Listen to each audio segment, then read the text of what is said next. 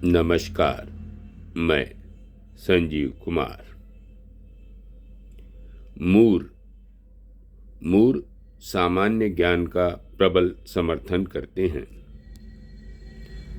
मूर कहते हैं, हम तर्कों द्वारा यह सिद्ध करते हैं कि गति संभव नहीं है और हर क्षण हम गतिशील वस्तुओं को देखते हैं, स्वयं भी गति में रहते हैं, गति का सामान्य अनुभव करते हैं। मूर को इस प्रकार के तर्कों का कोई महत्व दिखाई नहीं देता। मूर कहते हैं कि बाह्य वस्तुओं के अस्तित्व को सिद्ध करने के लिए तर्क युक्ति देने की आवश्यकता ही नहीं है। मैं स्पष्ट ढंग से अभी यह सिद्ध कर सकता हूँ कि दो मानवीय हाथ हैं। मैं अपना बायां हाथ उठाकर तथा पुनः दायां हाथ उठाकर दिखा सकता हूँ। सामान्य ज्ञान क्या है? मूर अपने लेख a defence of common sense के प्रारंभ में ही उदाहरण देते हैं, जो उनके अनुसार सामान्य ज्ञान के अनुरूप विश्वास है। उनका कहना है कि वे सभी प्रतिज्ञप्तियाँ ऐसी हैं जिनके विषय में निश्चित रूप से जानते हैं कि वे सत्य हैं। उनमें से कुछ प्रतिज्ञप्तियाँ इस प्रकार की हैं: मैं जानता हूँ कि मेरा शरीर है, यह किसी निश्चित समय में पैदा हुआ था तथा तब से अस्तित्ववान है। इसमें परिवर्तन भी होते रहे हैं। पहले यह छोटा था, जब से यह शरीर है तभी से इसका संपर्क कुछ ऐसी वस्तुओं से है जो धरती पर है या धरती के निकट है। ऐसी वस्तुएं उसके वातावरण के अंग हैं। जैसे अभी मेरे हाथ में कलम है। मैं यह भी निश्चित रूप से जानता हूँ कि मेरे शरीर जैसे अन्य शरीर भी हैं, इत्यादि।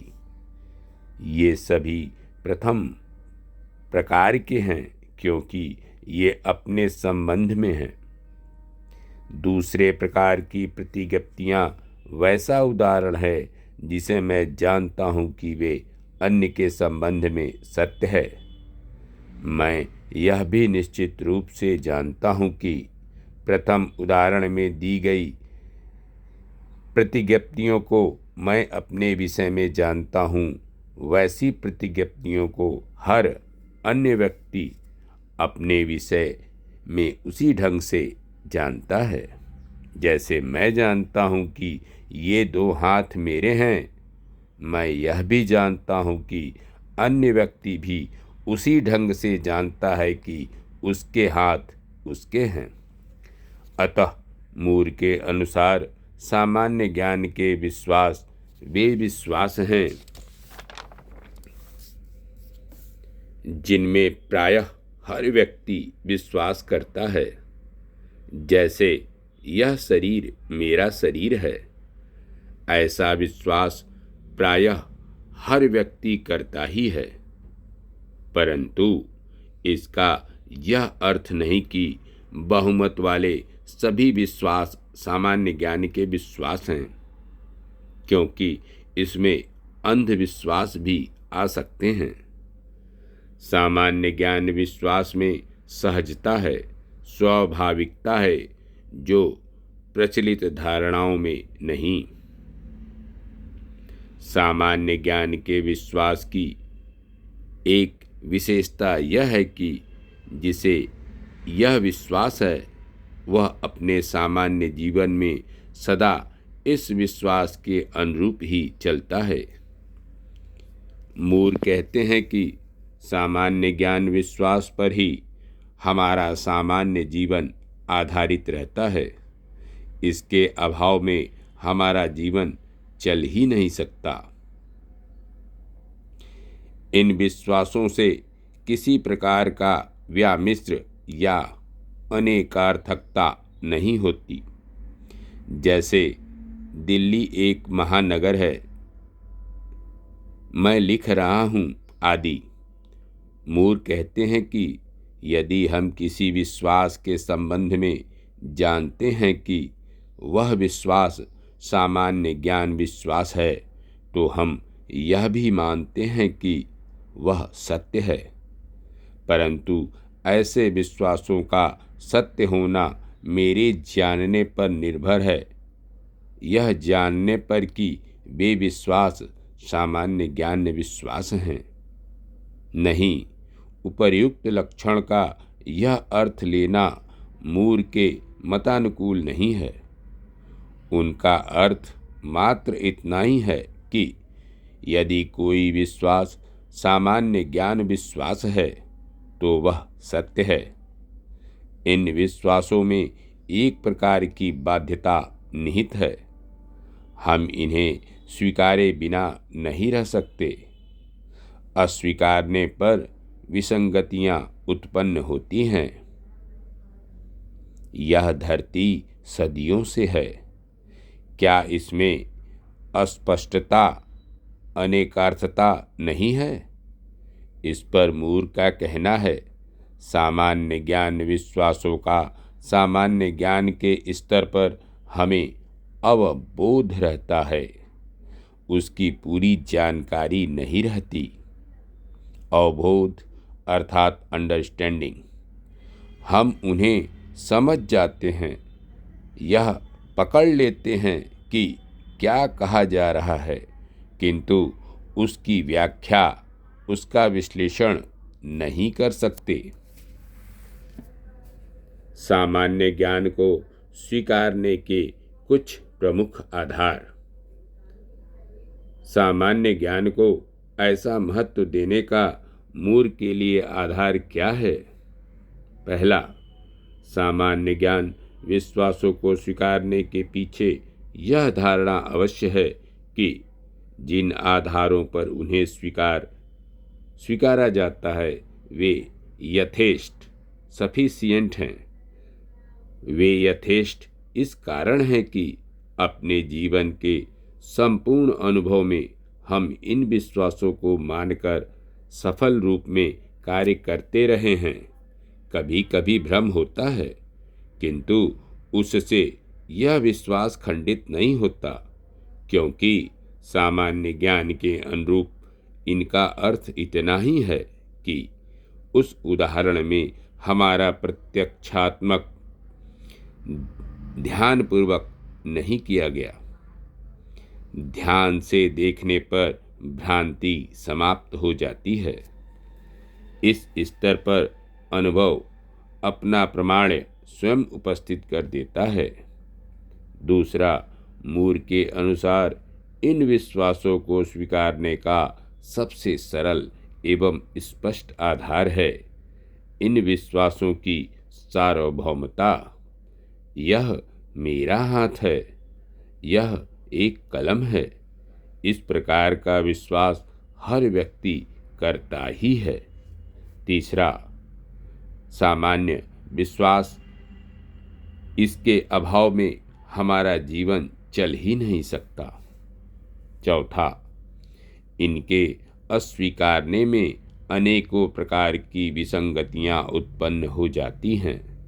जैसे कुछ विचारकों ने काल के विरुद्ध बड़े सबल तर्क दिए हैं। विसंगति यह है कि वे भूल जाते हैं कि जिसका वे खंडन कर रहे हैं उसे वे सदा उस खंडन प्रक्रिया में भी स्वीकारे हुए हैं, क्योंकि उनका तर्क भी किसी काल में ही दिया जा रहा है।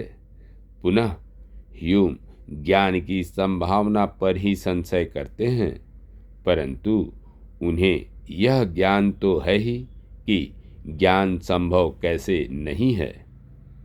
स्पष्ट है कि सामान्य ज्ञान के खंडन का प्रयत्न प्रायः आत्म व्याख्यातक हो जाता है। क्योंकि इस प्रयत्न में जिसका खंडन हो रहा है उसे पहले से माना हुआ है। जैसे अंग्रेजी में बात करते हुए कहें कि मैं अंग्रेजी नहीं बोल सकता। 5वां, मूर के अनुसार इन सामान्य ज्ञान विश्वासों की बाध्यता का आधार यह भी है कि इन्हें नहीं मानने से जीवन जीने में व्याघात उत्पन्न होता है।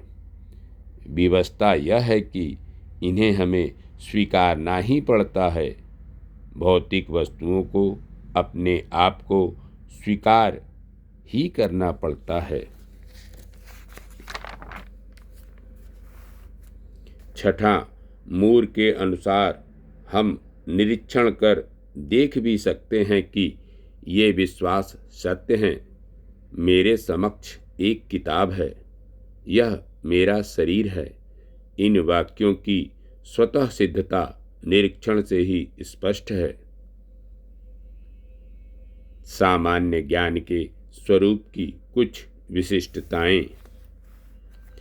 जब मूर सामान्य ज्ञान विश्वासों के संबंध में कहते हैं कि मैं निश्चित रूप से जानता हूं कि वे सत्य हैं, तो यहाँ निश्चित, जानना, सत्य आदि शब्दों का प्रयोग भी सामान्य ज्ञान के अनुरूप हो रहा है।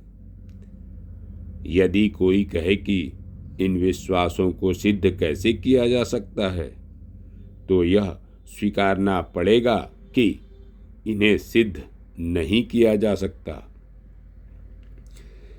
इन विश्वासों का आधार कोई अनुभव आश्रित अनुमान भी नहीं है।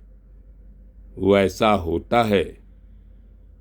होता तो ये विश्वास कुछ अन्य स्वतः सिद्ध प्रस्तावनाओं के आधार पर निकाले गए होते, किंतु वैसा इनका कोई अनुमानजन्य आधार भी नहीं। ये सहज रूप से स्वीकारे जाते हैं। इसी आधार पर इनके अवबोध तथा इनकी पूर्ण जानकारी में भेद किया गया है। जिनकी हमें पूर्ण जानकारी रहती है उनका हम पूर्ण विश्लेषण कर सकते हैं। सामान्य ज्ञान विश्वासों का हम विश्लेषण नहीं कर सकते, उनमें निहित भावों का स्पष्टीकरण भी नहीं कर सकते।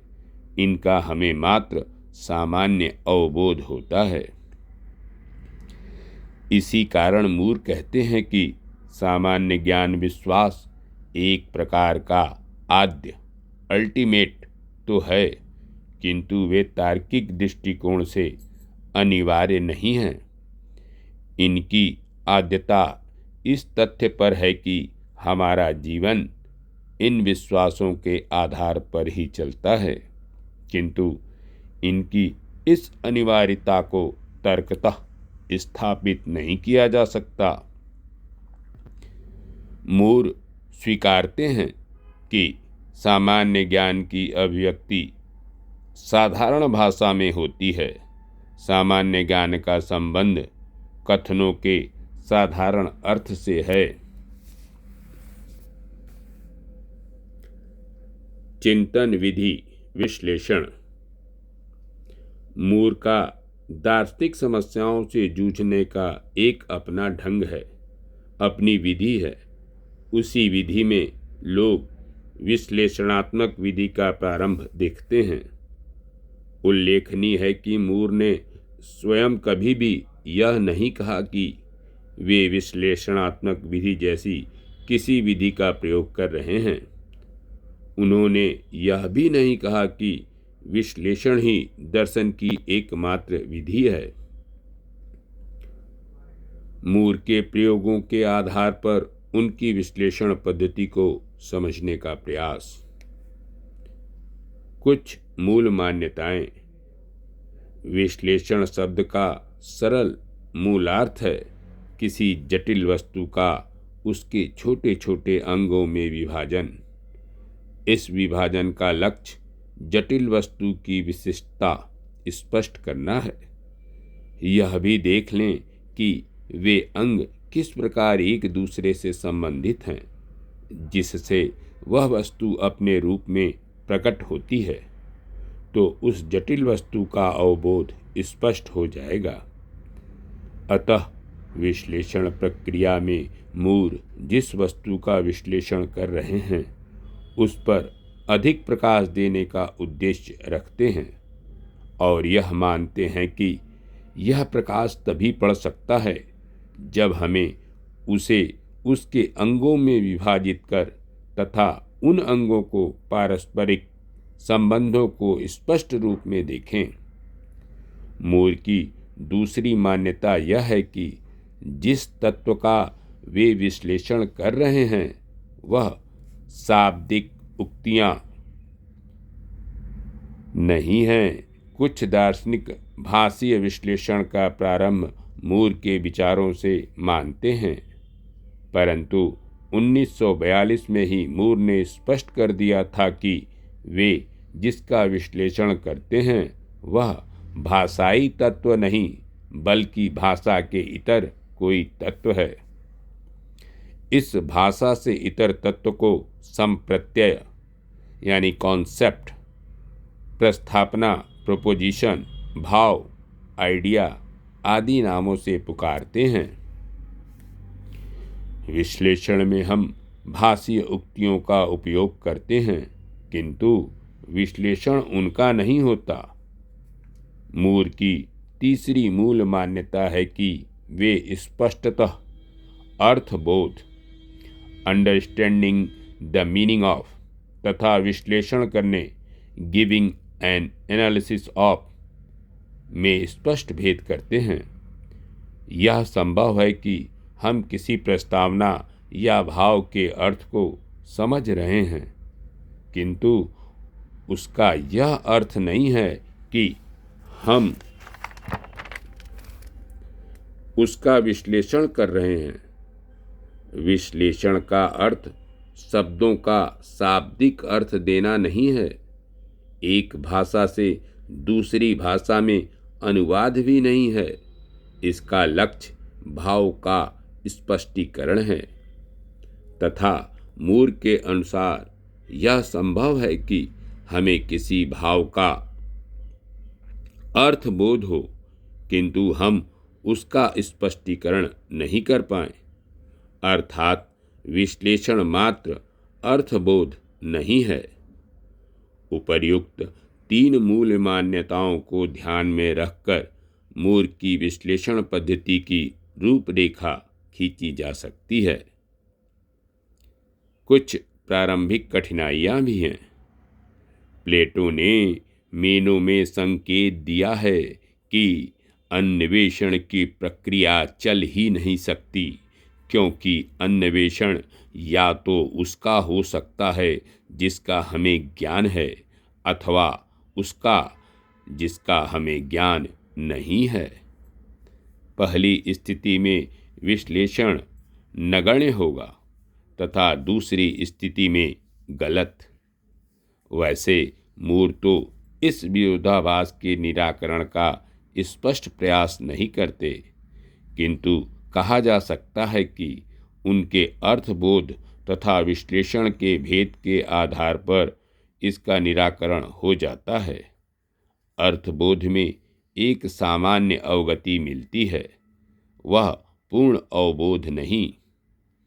उस अवबोध में जो भाव स्पष्ट हुआ उसका पूर्ण स्पष्टीकरण करना ही विश्लेषण है तथा मात्र अवबोध होने पर यह संभव नहीं। प्रत्ययवादियों का कहना है कि विश्लेषण प्रक्रिया भावों की इकाई एकत्व को तोड़ देती है, अतः इस प्रक्रिया से उस भाव का जो भी स्पष्टीकरण होगा वह अयुक्त होगा।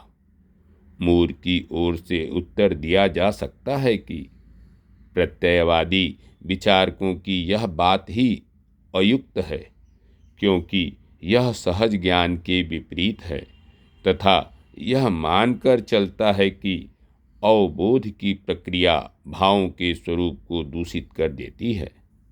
यहाँ लक्ष्य मात्र यही है कि भाव जिस रूप में ज्ञात होते हैं उसका स्पष्टीकरण हो सके।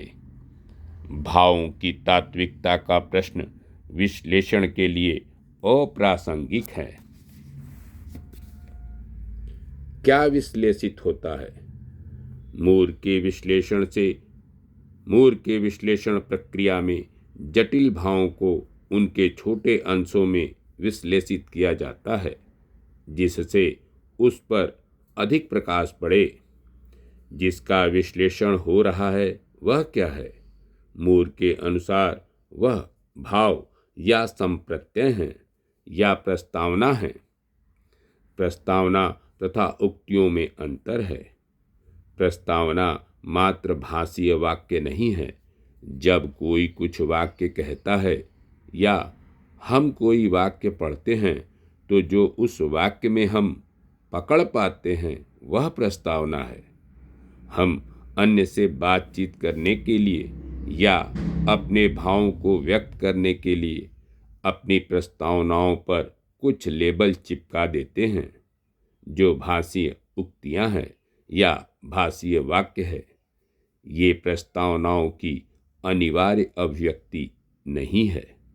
जैसे यह तो कालिमा है, इससे किसी के मन में कालिख का बोध हो सकता है तो किसी अन्य के मन में किसी जघन्य पाप कर्म का।